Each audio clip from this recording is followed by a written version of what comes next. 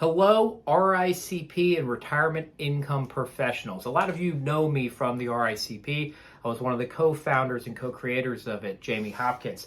Super excited to talk to you today a little bit about why adaptive-based retirement income planning is better in my view. Now you can see I'm wearing a shirt here from Income Lab, and I'll get to that in a little bit. So one of the things that, I like to talk about is that so many Americans are facing a retirement income shortfall. They're worried about it. But most retirement income plans can be fixed, if we just have a small adjustment to them. So every plan doesn't need to be overhauled. But the reality is Americans struggle with this. Why? Because they're focused on SNS, savings, not spending. They don't learn about spending when they're saving for retirement. They learn about budgeting, which is adaptive. If we spend too much money, we have to pull back from somewhere else, and that's how people live their lives. We save money in an automatic savings retirement account, and we learn how to budget. So when we get to retirement, we have to get a new strategy in place. And most of you are probably familiar with this, a flooring, a bucket, or a systematic withdrawal 4%. Now, all of these are powerful. They help tell different stories. But we probably over-rely on, say, the 4% strategy. Remember, it's not a rule. It's a strategy. It's really a finding.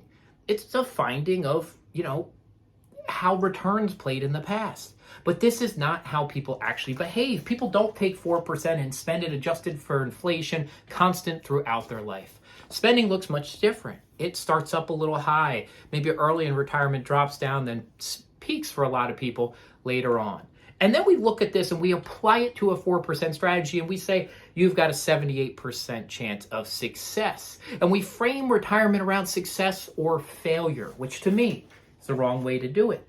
It becomes too binary when we look at it like that. Life is not success or failure. It's not how we live our lives. We have to adjust the way we think about retirement income planning to fit our lives. Now, here I have a different version, right? We're really looking at what's the risk that I might have to adjust my spending in retirement. I'm using guardrails here, time and the spending you might have over time. And the reality is we can create a more sustainable retirement by making adjustments over time, by keeping yourself within these guardrails. Now think about guardrails for a second. Lower and upper guardrails. Think about the guardrails that you and your clients know in life. We have guardrails when we drive our car. And those guardrails are what? They're safety. They're to keep us alive. They're to keep us from running out of money. But we also have other types of guardrails. Think about going bowling, if you've ever done this. And you bowl and you put those little guardrails down for kids. Why? So the ball bounces back in between all of them. We make adjustments on the fly by putting the guardrails in place to make bowling more fun.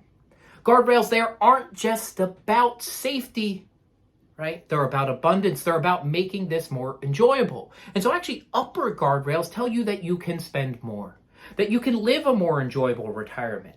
So I think about guardrails both as an abundance and safety. Create a retirement full of abundance and safety.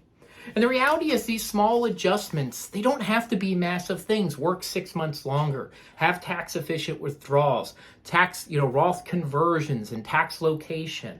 Reduce spending temporarily as we hit those guardrails to maintain a more steady spending stream throughout your retirement. Defer Social Security, phased retirement, Medicare and HSA decisions. We can improve retirement by being more adaptive. So what I'm going to ask of you today is go to Income Lab, do a demo of this software that helps model exactly what I just said, incomelaboratory.com.